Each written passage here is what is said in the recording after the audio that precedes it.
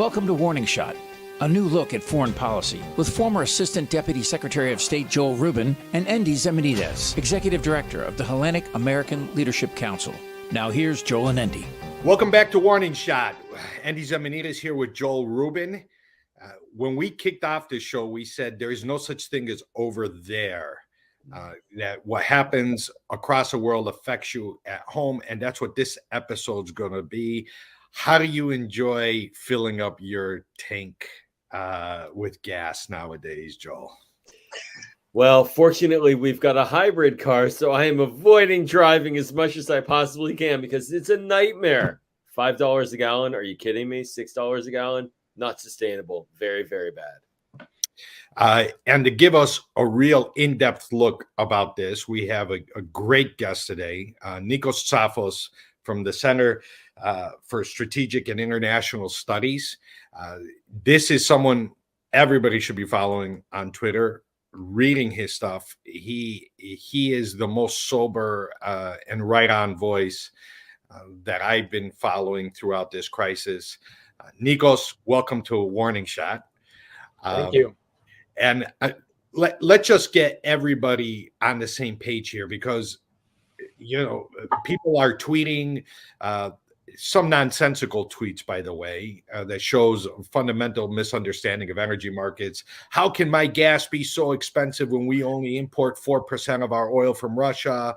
Or remember, under President Trump, we were energy independent. Can you just take us out and give us this 30,000-foot view? What's going on? Why are we paying higher gas prices here? Why are we facing an unprecedented energy crisis? Well, thank you for having me. The very short answer is Russia is the world's largest oil exporter. They export about 8 million barrels a day. The total market is 100.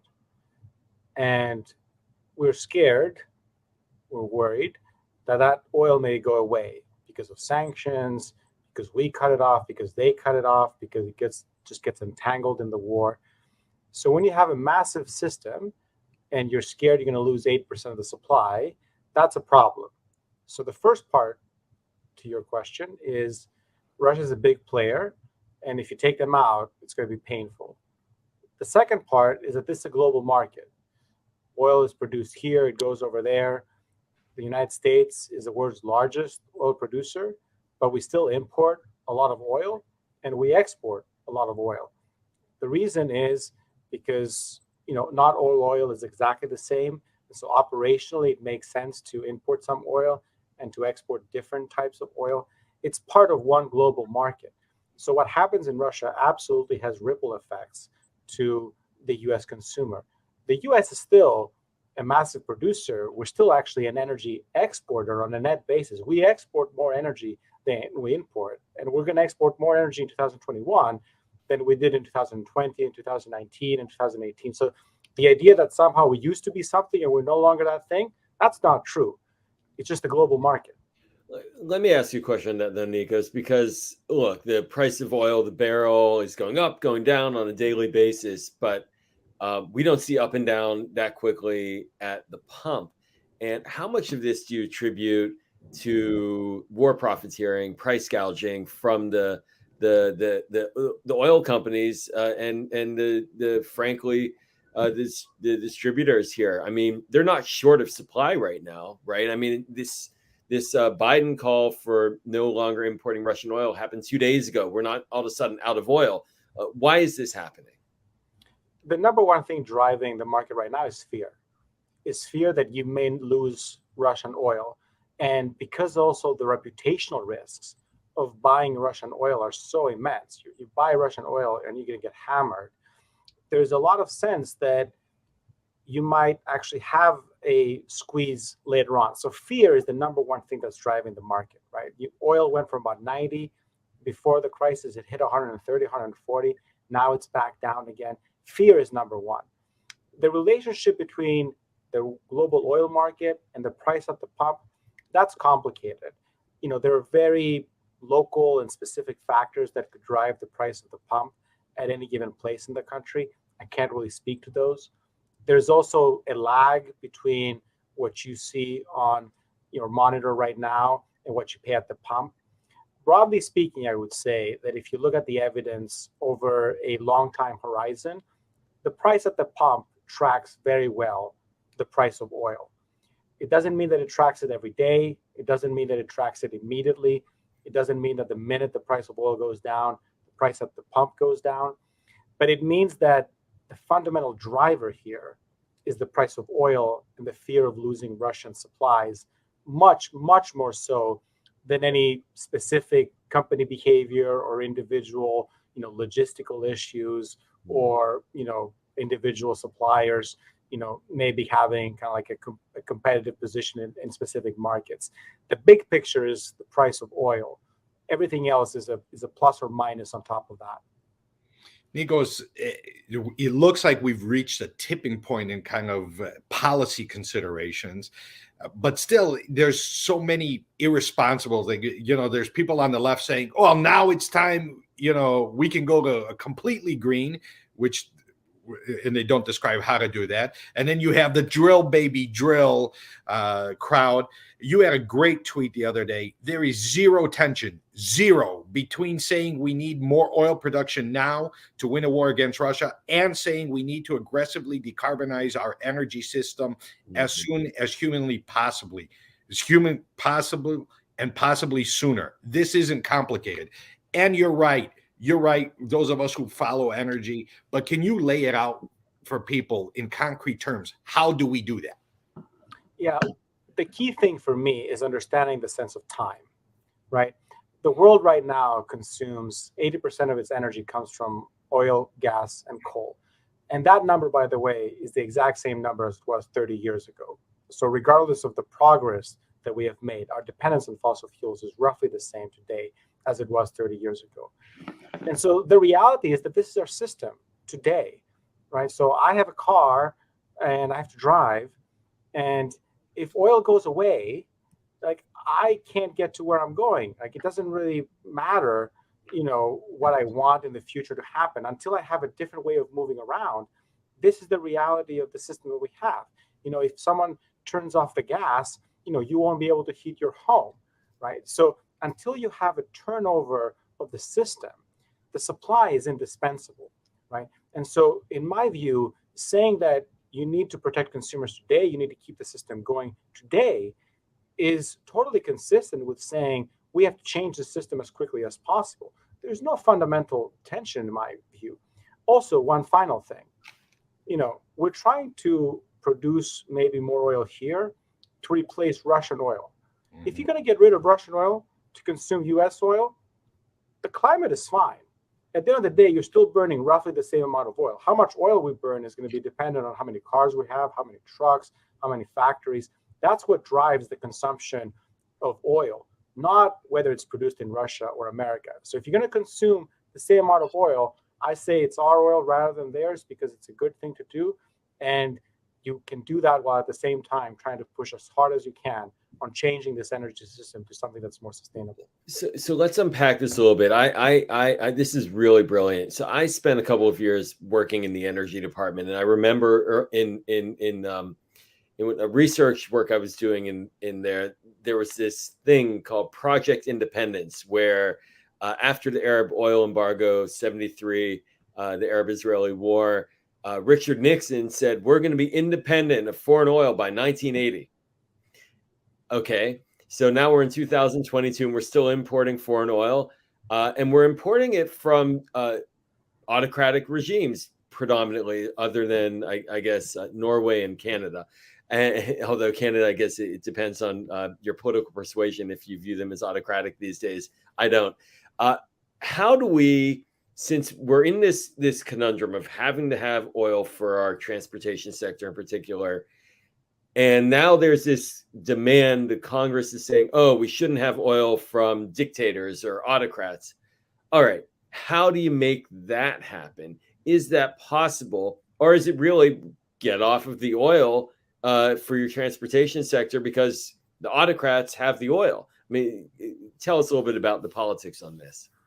Yeah, well, geology is unforgiving. The oil is where the oil is, right? So we import oil from the places that produce it. And actually, over time, we've become a little bit more dependent on Canadian oil rather than, say, Middle Eastern oil. But the reality is that there's two different ways to deal with this, right? One is to say, let's produce more here. As you pointed out, the fact that we produce more doesn't necessarily insulate us from these global forces. We're still subjected to the ups and downs, and the money still flows to dictators. It may not be our money, but they make the same amount of money. The main issue that we have right now is that the oil sector in the United States basically destroyed a lot of value over the last 10 years. It invested heavily, and it didn't make its money back. And so the investors are very hesitant. They see the high price, but they say, okay, if we all start investing again, what's going to happen? We're going to crash the price. We're going to lose a lot of money. So the main hindrance of producing more oil in the United States today is actually not policy as much as it is investor hesitation. On the demand side, we know what we need to do. On the transportation side, it's electrification, and for some uses, hydrogen maybe for like trucks. The problem is, we have about more than 250 million cars in this country. And even though gas prices today are extremely expensive, we historically have taxed energy much less than other countries, which makes the incentive to switch much lower. If I can give you one data point, the United States introduced a federal gasoline tax in 1932 at 1 cent a gallon. If you take that 1 cent in 2022, it's about 19 cents. The current federal tax is 18.4. We tax gasoline today less than we did in 1932, right? So that is a dynamic of, you're saying, why are we not switching to something else?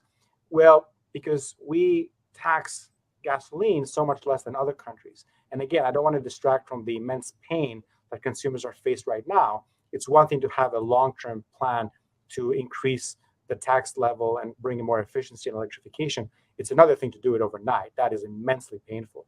And that is something that we should absolutely try to find ways to protect consumers against. Not only do we tax less, in some states we actually make electric cars pay higher sticker taxes because they're not paying the gas tax. But you've been great on putting forth policy recommendations. I want to get into one where you talk about, since you referred to coal before, you talk about how U.S. LNG, since again you've told us that we're a net exporter, can help first Europe, maybe for a 10-year period, get off of Russian gas, and then when Europe is fully energy independent or has transitioned to renewable, take that supply and send it to Asia to decarbonize Asia. And you call this a win-win, both geopolitically and climate-wise. Can you delve deeper into this policy recommendation? Yeah, let's explain some of the mechanics. We, the United States, export liquefied natural gas. This is gas. You cool it, you put it on a ship to transport it over long distances. And we are, in the end of last year, became the #1 exporter of LNG in the world. Right? And this system is maxed out. We are producing all we can. And some of it is going to Europe, some of it is going elsewhere. It takes about 4 years to build a new facility to export liquefied natural gas, which means that no matter how much you want to help Europe, there's only so much you can do, because for the minute you decide to build a new facility to export more, it's going to take 4 years in order for that gas to make an impact on the market. So everything I'm about to describe is not a solution for the next 12 months or 2 years. It's a solution 5 years out. What is the solution set? Europe would come and buy US LNG. Europe is hesitant to do this because they're trying to address this crisis purely through their lens of their climate ambition. They don't want to do anything that increases the supply of fossil fuels, which is one of the main problems in executing this. So what I said is, you come here, you buy US LNG. Again, if you're going to burn US LNG rather than Russian gas, it's roughly the same thing. It doesn't really matter if you burn one or the other. The climate impact is the same. You subsidize this production, and then when you're done with it, as you said, Endy, because you've gone out of hydrocarbons, the very big prize in climate terms is the use of coal in Asia.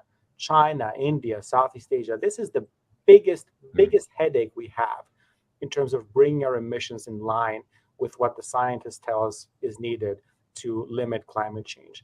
The problem is that coal is cheap, coal is abundant, coal is more affordable, and it's been very difficult to find alternatives to get countries in Asia to say, okay, I'm not going to use coal, I'm going to use something else like natural gas.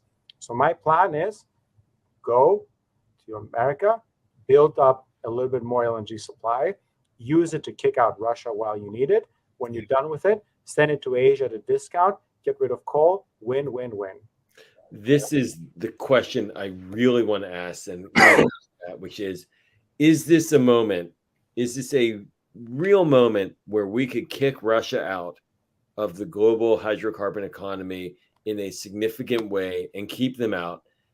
And if it is, tell me that. If it's not, how long can we keep them out before there's a real problem in terms of supply? Give us your predictions. Yeah. Look, I want to be honest with everyone listening. Getting rid of Russia, kicking Russia out of the energy system like right now is going to be incredibly painful, especially on the natural gas side. Europe cannot really run its economy without Russian natural gas right now. On the oil side, we're feeling the pain already. If we were to try to kick Russia out, there is a potential pathway if you get a little bit more oil from the United States, maybe a little bit more oil from other countries. There is a pathway to be able to replace the volumes of Russian oil, but it's still going to be immensely painful.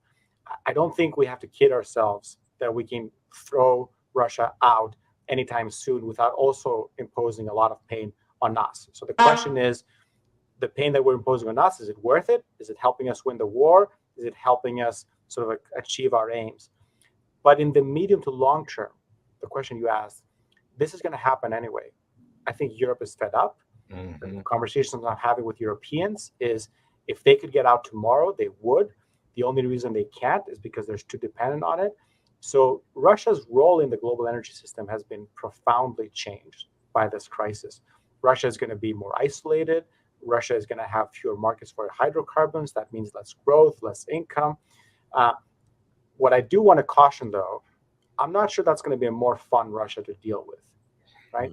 We sometimes assume that, oh, we're funding the war machine and all this income is allowing the buildup of the military, and this led to the invasion of Ukraine.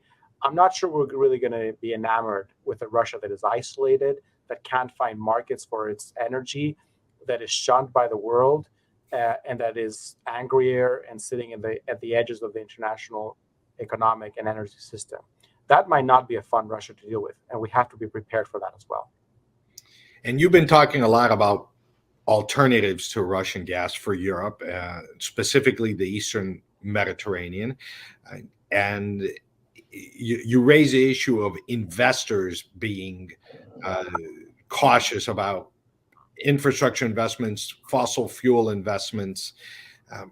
But at the same time, you've talked about speeding up development in the Eastern Mediterranean to quickly wean Europe off of Russian gas and transition to a hydrocarbon future. Can you talk a little bit about the Eastern Mediterranean and the natural gas there, and what would it take to make it put real pressure on Russia with that gas? Certainly. So here's the Venn diagram that I'm trying to hit. We want quick wins, right? I don't want stuff that doesn't show up until the 2030s, which means things that have plans already, things that can be built quickly, things that don't run into immense, political, commercial, technical challenges.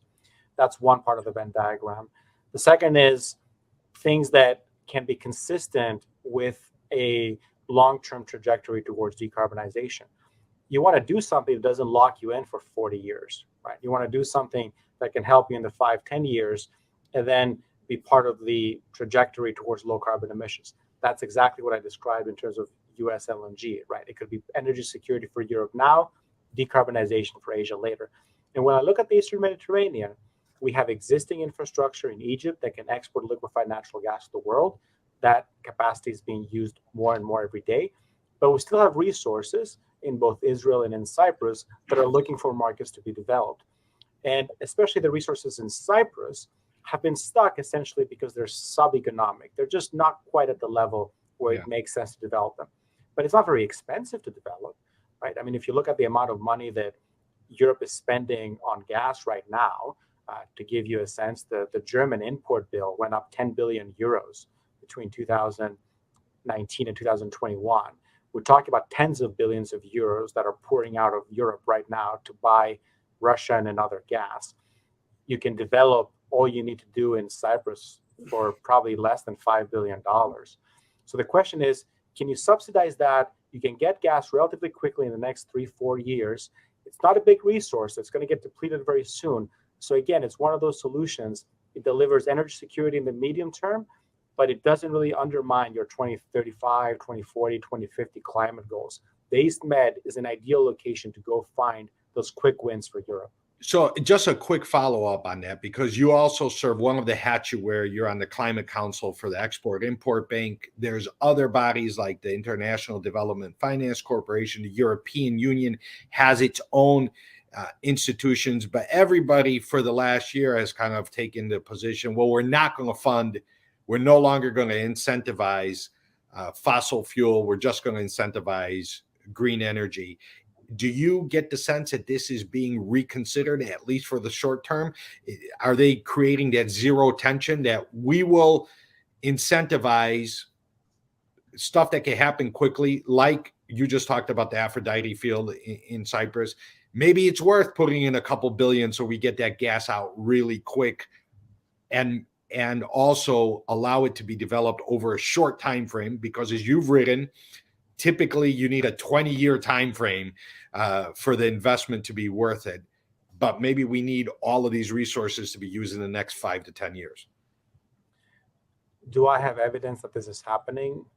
No, which is why I'm here, which is why I'm talking about it, which is why I'm trying to articulate that I don't think there's a real tension between providing energy security in the next 5-10 years and meeting our long-term climate targets.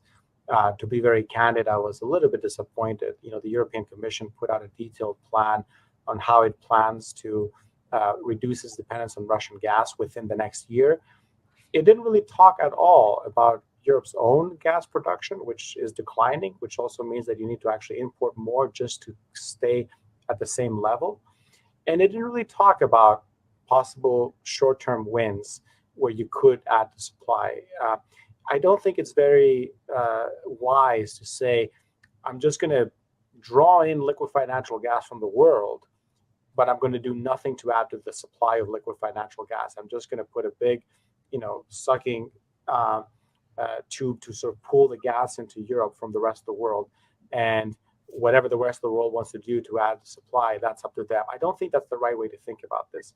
So the thing is, it incumbent upon us and the expert community to articulate to policymakers that there is a way to do these things in a responsible way, that it can put some real guardrails to it. This isn't about a bonanza on drill baby drill worldwide, whatever it goes, right? This is about targeted investments in places that can deliver quick wins, that can make a material impact on energy security, and that are entirely consistent with a medium to long-term path to decarbonization. If you have the checklist, you can find places around the world where you can put money and get a serious return quickly, and it doesn't have to be in conflict with where we want to go as a world in terms of reducing our emissions. Well, I really hope that that it's also intersecting with political stability and good governance, because if there's one thing we've seen, is that there's a deep moral hazard out there for countries who have unlimited supplies of hydrocarbons to export for massive quantities of revenue, from Saudi Arabia to Venezuela to Russia, you name it. Nigeria, there are countries whose politics are completely anathema to democratic good governance. Although Nigeria will be a little more gentle than the other countries, but it is a real problem. And so I did want to ask that one last tiny question, which is, what happens in the Eastern Med if the bonanza comes to the politics? What happens then? Yeah, this is a really good question. I'm always very fearful of the bonanza for all the reasons that you articulated. In some ways, we have seen part of the bonanza already. Israel has developed its hydrocarbons, most of them. Egypt has as well.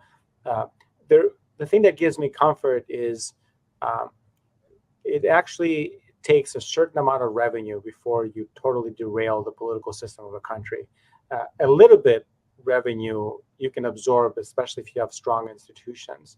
It is once you start getting into obscene levels, kind of what we call windfall levels, where there's just money floating around everywhere, when things can get out of hand. So I do feel that, especially in the context of Cyprus, an EU country, we can put some of the guardrails in there in order to protect against the side effects that you described. But they're absolutely real. And if we just plan ahead without looking at them at all, we're going to pay the price. So it is absolutely something we should be talking about. Isn't it also a region that's a good model for this zero tension that you talked about? Like Israel, you're right, has the Leviathan and Tamar fields, but they're putting their profits back into their electric car industry. Greece hasn't started developing hydrocarbons, but in Glasgow, Prime Minister Mitsotakis had the most aggressive climate reduction goals. So, and as you said, we're talking about European Union countries as well. And also, and maybe you can comment on this, I think the most fascinating project in the Eastern Med is the Euro-Asia interconnector and the Euro-Africa interconnector, which is correct me if I'm wrong, but the Euro-Asia interconnector is the longest submerged power cable, or is going to be the longest submerged power cable. And it will initially even take electricity generated by natural gas, but eventually just by wind and solar. Isn't this a good model? Absolutely, Andy. The way to think about it is, this is a long-term transformation, right? So look at Israel. They started using gas that they were producing. The first thing they did is cut their dependence on coal significantly. They also cut their dependence on oil, right? So the impacts on climate and on public health and local air pollution were immensely beneficial. Cyprus is the last place in Europe that significantly relies on oil to generate power, right? So there are real wins for public health and for climate for trying to bring in gas, especially if we can do it in a responsible way that reduces what we call sort of fugitive emissions, the worst part of producing natural gas. And we should also, I think, as we talk about the Eastern Mediterranean, remember that we're also talking about Egypt, an emerging economy that is still a long way from being saturated in terms of its energy consumption. And we have to remember that the way we talk about the Egyptian market and the Egyptian need for energy cannot be the same way that we talk about the Israeli or the Cypriot markets, which are far more mature. Yeah. This is something that we have to grapple with and think about. But that region, as it develops, is going to get more and more integrated into the European energy system. And the electricity interconnections that you talked about is probably one of the best ways we can think about to ensure that whatever happens in the Eastern Mediterranean gets to be part of that broader European story and energy transition. Nico, thanks for joining us. Everybody follow him on Twitter. If you care about climate, you care about energy, you're going to get the most serious policy recommendations and kind of diagnoses from Nikos. We look forward to having you on again soon. Thank you, Nikos. Great stuff. Strongest alliances. And I said he's a strong guy. Would you shut up, man? А может быть, просто и тривиальной жадности. Woo!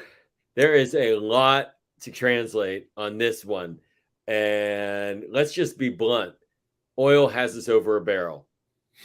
Without a doubt, we are stuck in a trap where we need to get off of oil in order to protect the climate, to protect our national security, our ability to make decisions without being either responsible for financing rogue regimes that commit gross human rights. Yep, do we have to do that one over again? Because he froze for me. Who froze? You did. I don't know. I can always fix freezing with drop-in images. So I try to do that whenever I can. So I'll never remember what I said, but I think I'll get it. Go back to oil has us over a barrel. Yeah. Okay. There you go.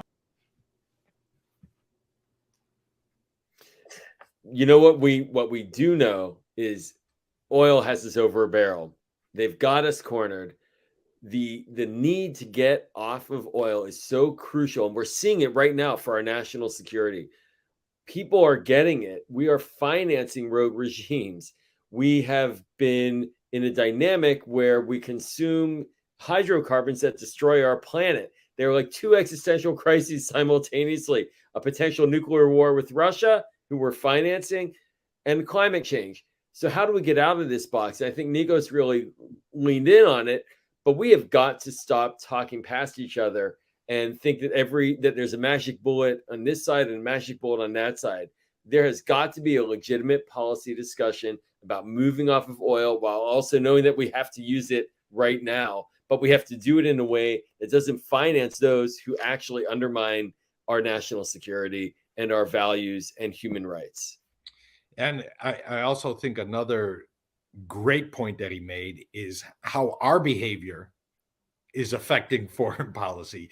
Oil may have us over a barrel. We're willingly going.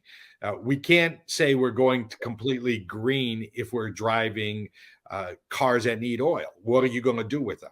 So the fact is, we have to have a serious national discussion and discussions at the dinner table about how carbon free we want to be. COVID gave us a little bit of opportunity to discuss that. There's still those fascinating maps, how low our carbon footprint went during the days of the shutdown. There's another thing that came up, and it was about the authoritarian regimes that you talked about. And I think we're losing something that is not really getting a lot of attention paid to, because we're focusing on one bad guy, and that bad guy being Vladimir Putin. There are other bad guys that stand to gain right now, some in the energy sphere. Do you think our commitment, this administration's commitment to a democracy and human rights-based foreign policy, is going to stand the accommodations they have to make for horrible autocrats like Turkey's President Erdogan, or Maduro, or Iran, or MBS? Right. One of these bad guys, if not more, are going to come out winners in the short term.